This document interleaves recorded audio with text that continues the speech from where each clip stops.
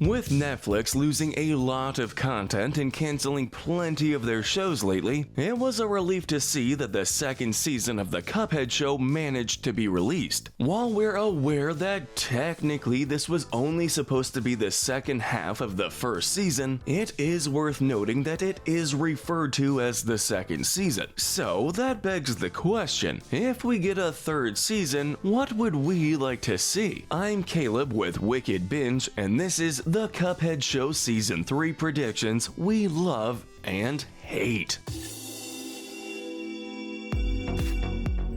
Before we get started on this list, we do have to issue a spoiler warning. Despite the fact that the stories and lore of the Cuphead Show aren't super important, we will be describing the ending of the season as well as exploring most of the episodes. So go watch the episodes first. The first prediction we fully expect to see is Saving Mugman. The final episode of Season 2, The Devil's Pitchfork, features Cuphead and Mugman taking the titular pitchfork. The devil decides to kidnap Mugman until Cuphead will give him back the pitchfork. Now, much like the jailbreak from the end of Season 1, it's pretty obvious something like this would happen. Since the show is very episodic, we doubt they'd leave Mugman in hell for the entire season. Reddit user ChipsRemo mentions that they would like to see Cuphead form an army of characters from the first 2 seasons to go save Mugman. They make mention that Ribby and Kroos consider them family, so it would make sense for them to return. Used to a family now. Other likely suspects are Miss Chalice, Captain Brinybeard, and Porkrind. We love the idea put forward by ChipsRemo because it's a very interesting way to spice up something that is surely going to happen. While we don't have a lot of hope for it, our next prediction is the potion. For those who are unaware, the potion refers to the magic potion that Elder Kettle gives Cuphead and Mugman to give them the magic powers they're known for. This is the main purpose of the game, and it would make sense for this item to be seen in the show. It would also make a lot of sense to appear in Season 3 with Cuphead going to face off against the devil. Now, we also predicted this to appear in Season 2, and that obviously didn't happen. We love this idea, even if we doubt it will happen. A prediction, or more accurately a request from Reddit user Singer29 is parrying. Parrying is a pretty major mechanic in the game, where Cuphead, Mugman, and Miss Chalice are able to parry off pink objects, either to gain air, move forward, or delete a projectile. Alongside the bullets mentioned prior, parrying being so common makes sense to have an appearance, and Singer29 mentioned that they'd like to see Cuphead and or Mugman painting something pink just so they could parry off of it. Will you two stop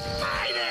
This is a very interesting idea, and we like it as an idea for Season 3. Maybe that's how Mugman can escape. The next thing we wanted to talk about is returning characters. A thing to note about Season 2 is that despite some cameos and reappearances, most of the characters we see in Season 2 are new. Even characters like the Ice Cream Man and Cala Maria, who make more than one appearance, were introduced in Season 2 and not the first. Especially considering the Ice Cream Man's second appearance could have been replaced by Porkrind. I'm here to thank you! So, we want to put forward the idea that we may see more characters returning from Season 1 and 2. Now, obviously on the villain side, we'd like to see characters we haven't seen before, except for the devil, of course. But returning characters like Porkrind, Miss Chalice, and Captain Brinybeard would be a lot of fun to see. So, of course we love the idea of this happening, especially since this didn't really happen in Season 2. Speaking of returning characters, one character we'd like to see more of is King Dice. King Dice is voiced by Wayne Brady and is the devil's right-hand man. And while he is a major character throughout the game, he's kind of been put in the back seat throughout the show. Out of the nearly 25 episodes that have been released for the show, he's only appeared in 2, and he has been the best part of both episodes he's appeared in. Correct! Now, the main issue may be the fact that Wayne Brady may be too busy to do more than one episode a season. King Dice is such a fun character, and it would be a waste to have him only appear once a season. So, of course, we love the idea of Dice making more appearances. A semi-theory put forward by Reddit user Did sich Subinst is the possibility of Cala Maria and Mugman. In the episode where Cala Maria appears, it's revealed that only those who love Cala can break free from her stone gaze, and in the Cuphead game, Cuphead and Mugman are able to break free from her gaze. Yes, while the game and the show don't feature the same rules and laws, it's important to note this, especially considered Cala has a second appearance in the second season of the show. In Ice Cream Man, Cala appears as the love interest for Mugbeard, who is played by Mugman in his fantasies. This heavily implies that Mugman is extremely attracted to her, which was also hinted at in her debut episode.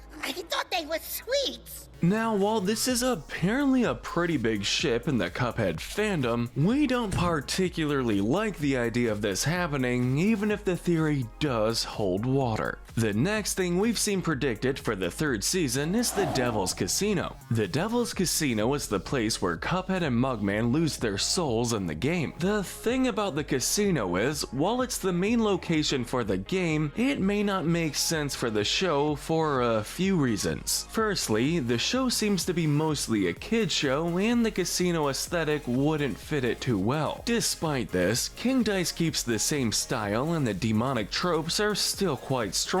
Secondly, we could debate that the show takes place before the game, and therefore the casino might not be open because it doesn't come around until after the show is ended. At the very least, we think it would be nice to have at least a reference to this iconic part of the Cuphead lore. So yeah, we'd like the idea of this being a part of it, even if we don't feel particularly hopeful for its inclusion. One of many characters that people are itching to see is Chef Saltbaker and his cookies. One Redditor by the name of An Actual Void User puts forward the thought that they would like to see Miss Chalice break into Saltbaker's cookie factory and steal one of the astral cookies she uses in the game to get out of her ghost form. We do love trouble. Now, we put forward the theory that maybe the cookie factory we see at the very end of the first season may actually be owned by Saltbaker. Saltbaker has very quickly solidified himself as a fan favorite in the community and one of the strongest bosses in the game to deal with, so it's no surprise that people were asking him to pop up in Season 3 and even Season 2 before it. We love the idea of Saltbaker appearing, and we're honestly surprised he didn't pop up in Season 2. Speaking of game characters that would be fun to see pop up, Redditor Brown Girl Magic 00 brings up Dr. Kahl. Dr. Kahl and his robot are fought pretty late on in the game and are considered one of the strongest bosses to face off against. The idea that Brown Girl Magic 00 puts forward is that Cuphead and Mugman are wandering through a junkyard and accidentally activate Kahl's robot despite multiple do not touch signs. Now, they mention any episode with a major appearance from Kahl would be sufficient, but talking about this episode idea specifically, we love it. It's a very specific idea, but it fits Cuphead and the Cuphead show particularly well, so saying this would be great. Jumping back to the DLC, the Moonshine Mob is another set of characters Redditor Dino King Goji 73 wants to see. They wrote out an entire plot for this episode, so we'll summarize their points. Cuphead and Mugman come across the Moonshine Mob because their prison breakout has been on the news for a while, and the mob wants to recruit these fellow criminals. The mob would then employ the Cups to help them borrow or retrieve something of theirs, which really accounts for just stealing something they want. Of course, the Cups would acquire this item, but it, like the fight in the game, would end with them being found and arrested by the police forces of Inkwell Isles. The mob is one of the weirder bosses added in Isle 4, being a group of bosses instead of a singular boss you face off against. It's unknown if we'll see any of the DLC bosses in the Cuphead show, but if we do, we definitely love to see this kind of plot come from the show. A theory put forward by Redditor Cuphead for Life is that Cala Maria and Baroness von Bonbon are returning. Now, we discussed Cala coming back and probably having some sort of interaction with Mugman prior, so we'll be skipping that. However, Bonbon intrigues us. Bonbon is the main villain of a singular episode in Season 2, the Baroness of a place called Sugarland, where she has two rules. You cannot tell anyone about Sugarland, and you cannot eat part of her castle. Just not my candy castle.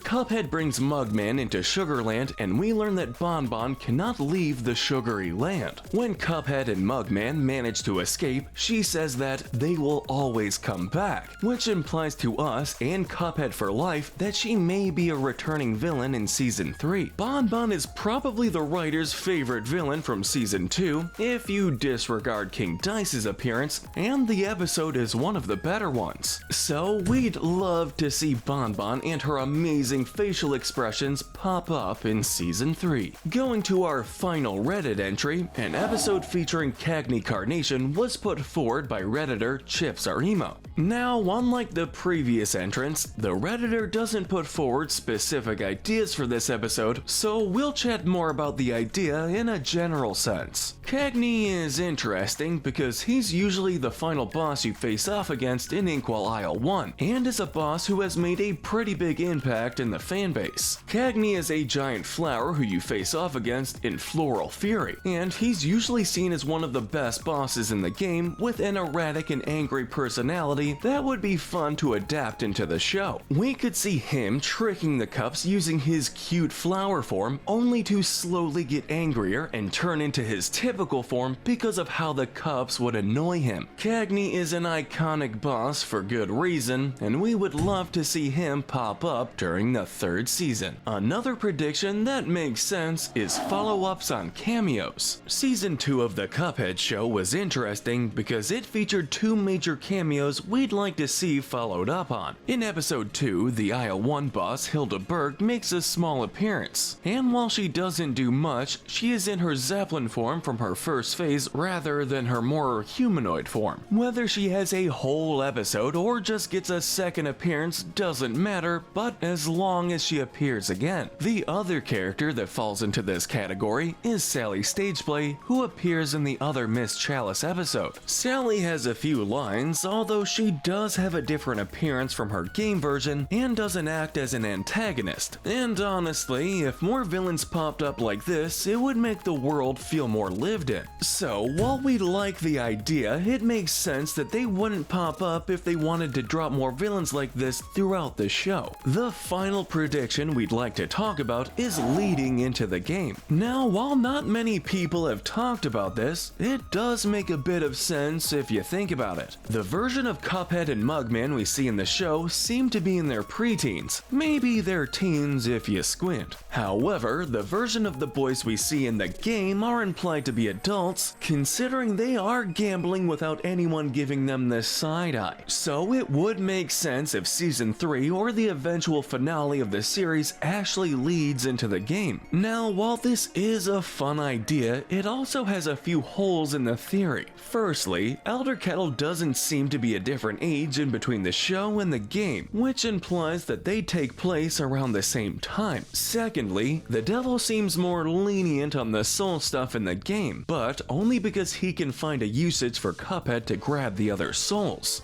Ooh, I love it when they run.